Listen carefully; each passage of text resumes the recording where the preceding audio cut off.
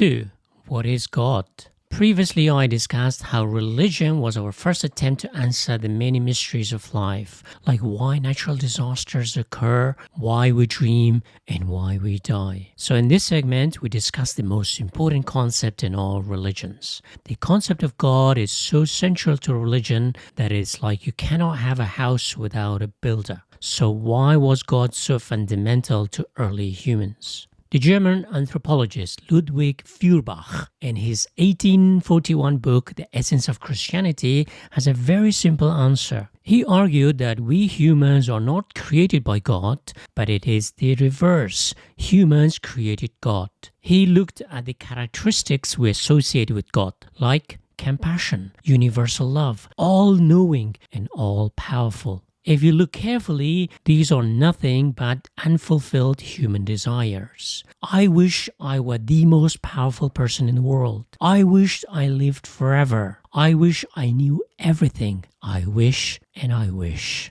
Feuerbach concluded that God is the projections of human desires, qualities we wish we had.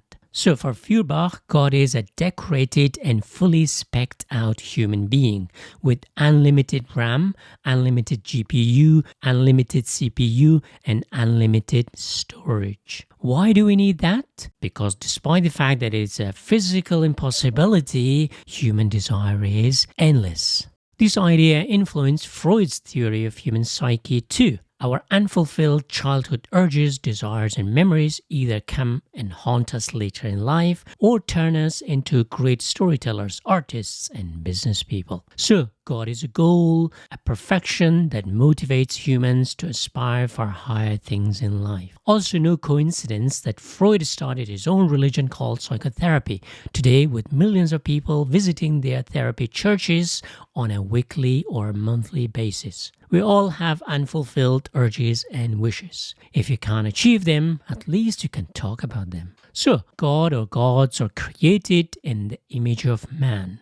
To understand, let's look at how early humans saw themselves, or how they defined humans. God has 4 distinct roles in religions, and each of these roles are roles held by humans. A. Toolmakers. First, humans are toolmakers. Without our tools, we feel like without arms and legs. It is so fundamental to our existence that we shape every new tool, and these new tools shape us. Every piece of technology we have invented has shaped us in some way. Since we are toolmakers, we understand that all tools are created by someone.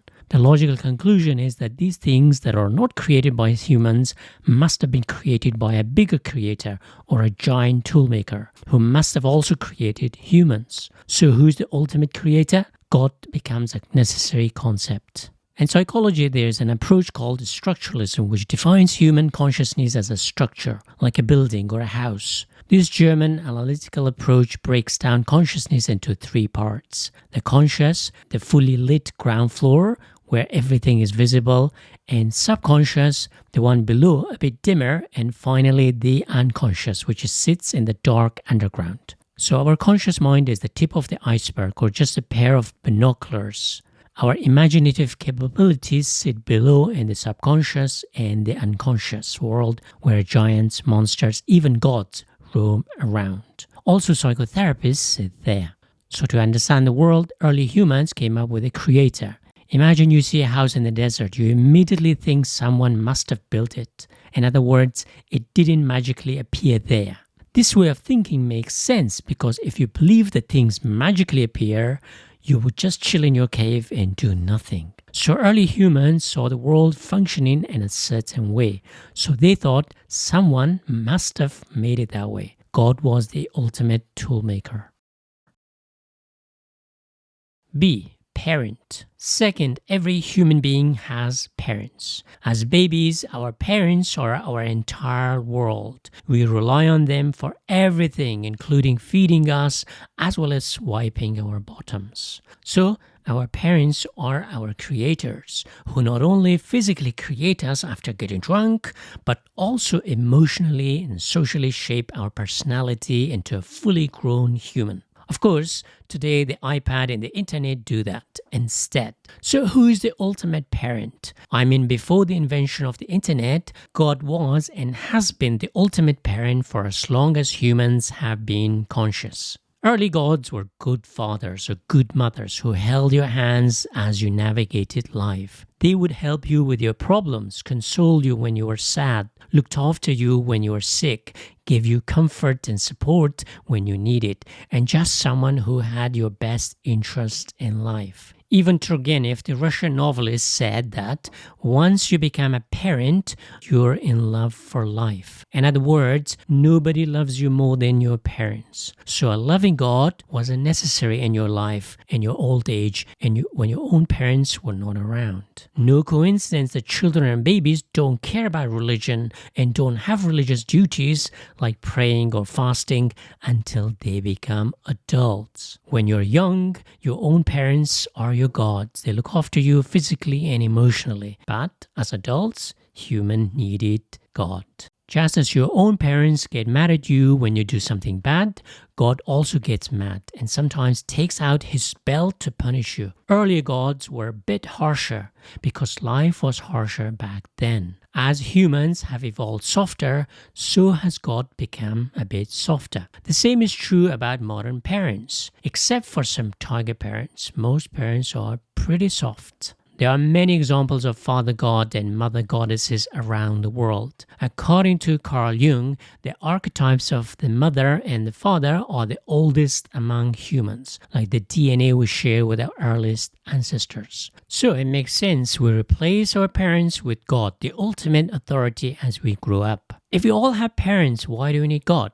Well, although our parents are wiser than you, stronger than you, have lived longer than you, as you grow up, you notice they have their limits. First, they don't know many things. Although they know more than you when you were younger, their knowledge is very limited and soon you overtake them. Second, while they can be more powerful than you, they are pretty powerless when faced with some illnesses, disasters, or other powerful people. And finally, unfortunately, our parents die. So the notion of God addressed all these shortcomings. God was omniscient, omnipotent, and immortal. In other words, God or gods are all-knowing, almighty, and live forever. If the parents were God 1.0, this new omniscient and omnipotent and immortal God was 2.0. C.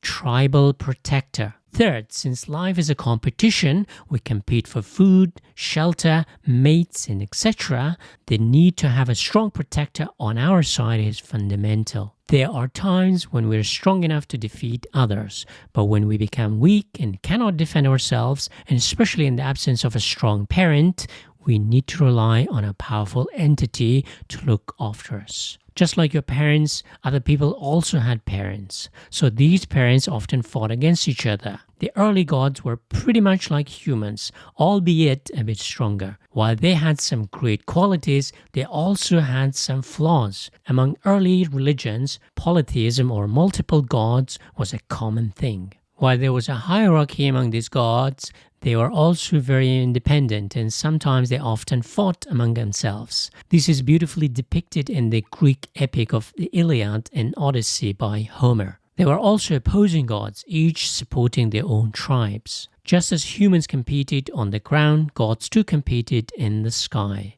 Today it's the competition between Ronaldos and Messis. Today, polytheism is more common among isolated small tribes who somewhat live isolated existences. But in more urbanized civilizations like Mesopotamia, Egypt, Persia, which gave rise to vast empires, these conflicts among gods were somehow resolved like the Champions League, to have a single winner at the end. These multiple gods battled among themselves over centuries to result in monotheism. Monotheism is the invention of the great empires. The Persians created the first global empire and incidentally also came up with the concept of a single god in Zoroastrianism. It makes sense. When you have a king of kings, you need to have a god of all gods. One god makes empire building a bit easier because now you are no longer confused which god or team to follow. Now you have one and everyone follows him. So religions like Zoroastrianism, Judaism, Christianity, and Islam are monotheistic religions,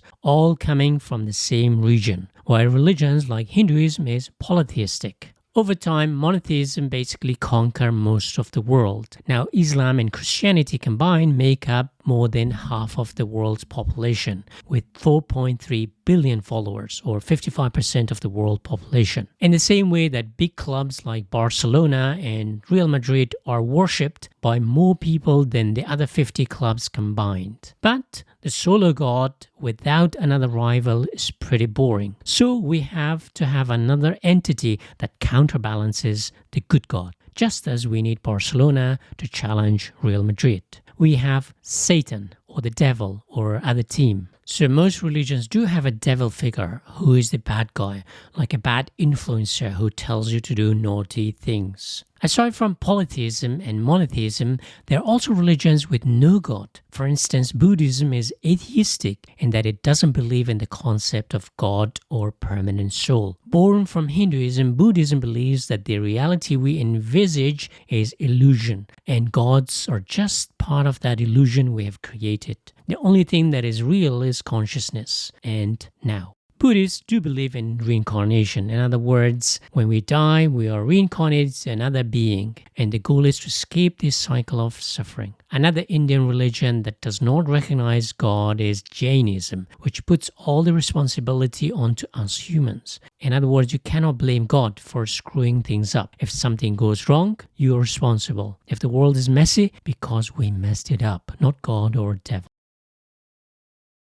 D. Ruler. Finally, apart from God being the ultimate toolmaker, the ultimate parent, and the ultimate protector, he is also the ultimate ruler. Human politics can be bloody because we are all self-interested. How do you solve it? You either put someone impartial in charge, but no human is impartial. This means we need an authority who is not human, because all humans are partial to their own interest or to the interest of their family or tribe. So the concept of God as the ultimate ruler of human society becomes necessary. Someone who is not involved in the petty squabbles among humans. An outsider God is the best answer. And God, well, he's pretty invisible or mostly an absent father. We know he's there, but where? Nobody knows. But don't worry, he sends us messages and letters. Aside from a story, a god, a third element of religion is a rule book. While not all religions have a written book of rules, some religions do, like the Bible, the Quran, the Vedas, the Sutras, etc. All members are required to follow these rules for a safe passage through life, which is a treacherous journey. These rules can be very specific, don't kill or steal, or can be very general, pray or give donations, etc. Some religions have very strict set of rules, like a tiger parent, and other religions are far more relaxed, just like chill parents. So to conclude, religion is not only a great story that explains the mysteries of life, it has also an author, but most importantly, great heroes, all-powerful, wise, and immortal. These early gods battled their way to becoming one almighty hero, followed by half of humanity today. In the next segment, I'll discuss how religion is a tool of survival. As animals, we are at the mercy of a beautiful yet brutal nature. Like a stepmother who raises us with the roughest of hands, religion comes to help us to soften the blows a bit.